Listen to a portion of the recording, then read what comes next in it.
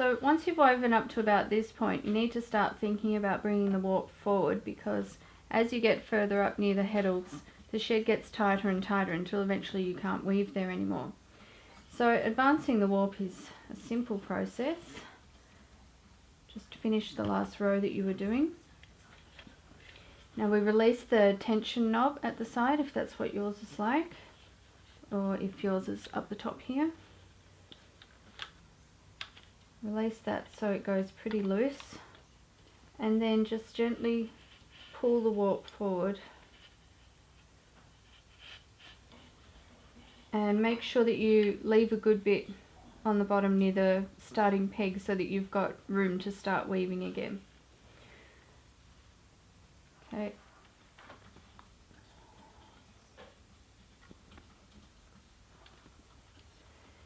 So now we can pull the warping peg back.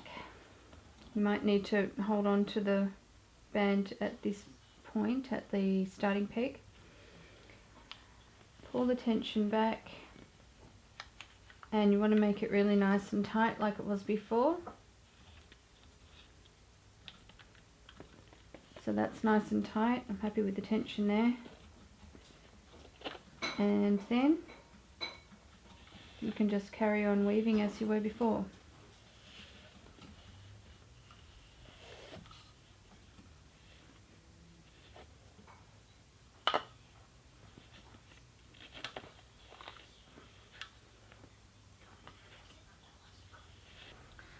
I've woven as far as I can go now.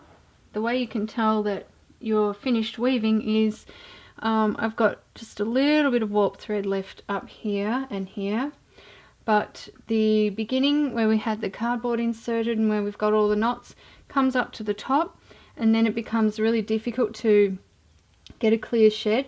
You can keep going a little bit further than I have done from here, if you don't want to fringe, that is. But I find it easiest to finish about there, and the knots are up here because I had trouble getting a clear shed after that point. So I'm going to actually hem stitch this. So I'm just going to leave a bit of thread, and then I'm going to cut the shuttle away. And I have finished weaving on my left hand side, and that is because I'm right-handed, and I'm going to turn the loom around this way in order to do the hem stitching.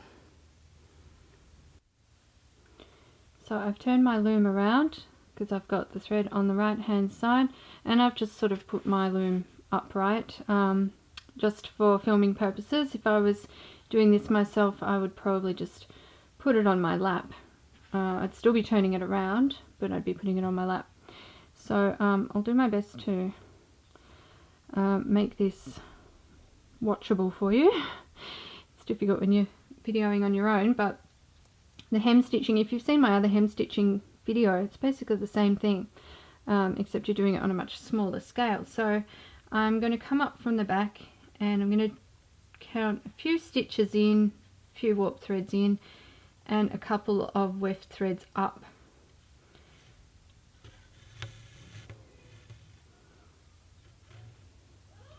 And then I'm going to come through to that point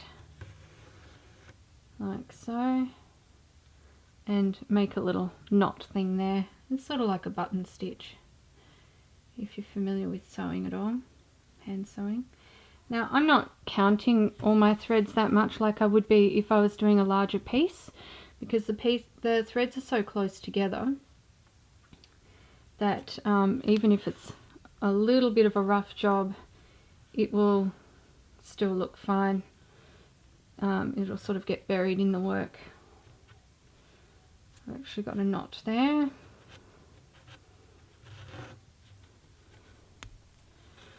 Okay. Alright, that's my second one. So now I'm going to go down next to that one. And if you're completely unfamiliar with hem stitching, I do recommend that you watch my other video first.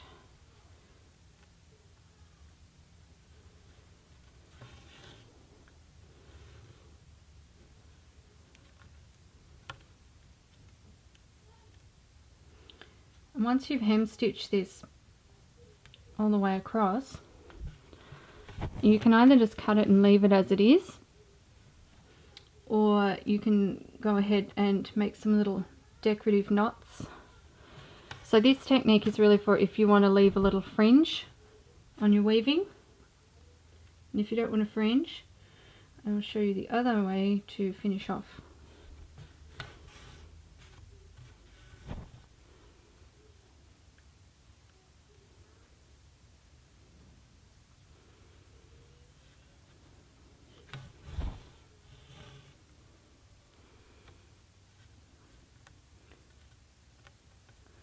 This is a lovely neat way to finish if you do want to keep the fringe. You might want the fringe for a bookmark or something like that. If you were doing a belt, you could leave like a really long fringe, and you could twist the fringe or do knots in the fringe, whatever.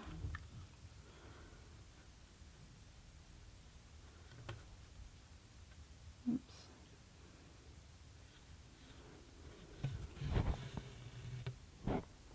I'm using a sewing needle as opposed to a tapestry needle here, just because it's a little bit easier to get through these tight threads with the point of the sewing needle.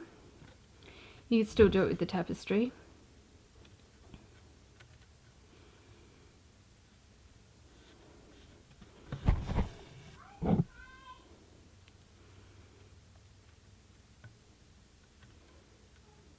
Almost there now.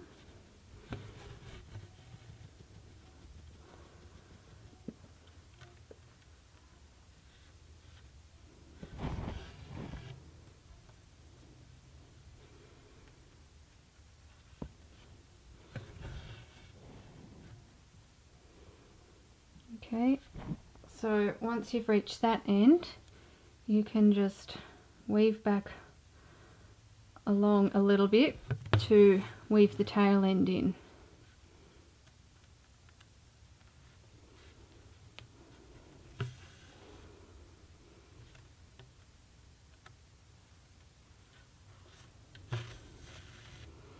Here's my little guy there, never far away.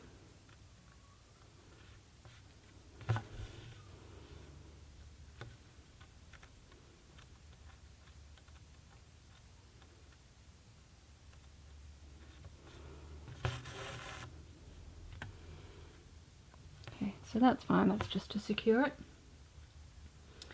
So we can cut away that thread at the back.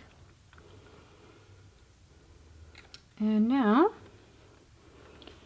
if I can do this with you, seeing you're gonna have to move, buddy. Watch out, good boy.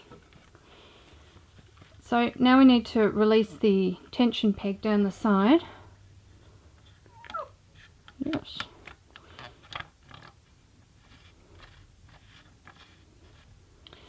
And once that's nice and loose, we can just go ahead and cut it off. Now, up to you how long you want to leave this fringe. So this is our stitched end.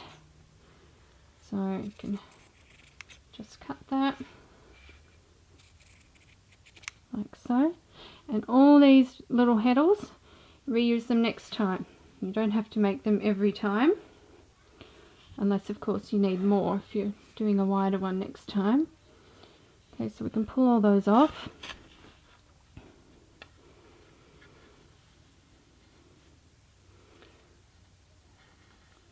And in between uses you can just leave them actually on the loom, and then they don't go walkabout. Remove our little cardboard strips, reuse them next time as well. So on this end we've got a bit of a tangled mess, but that's okay. And of course, if you wanted a longer fringe on the other end as well, before you actually start weaving, make your warp threads a little bit longer.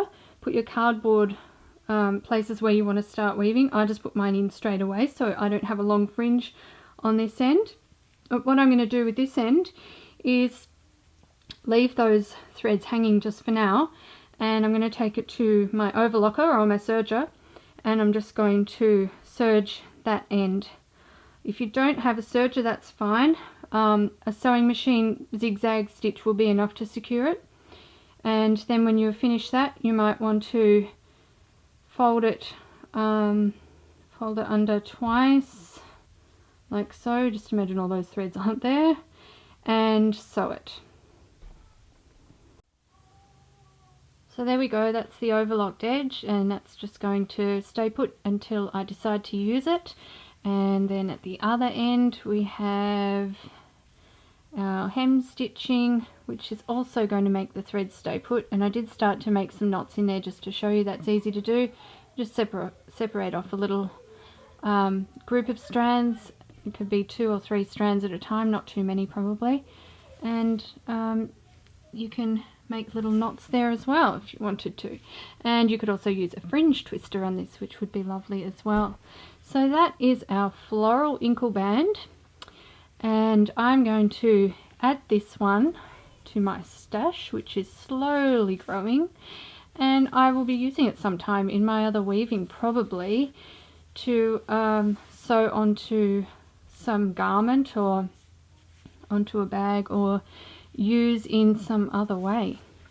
And I hope you enjoyed making your floral band. If you did make one, and if you did, I would love to hear from you. And if you didn't, I would still love to hear from you. Let me know what you think.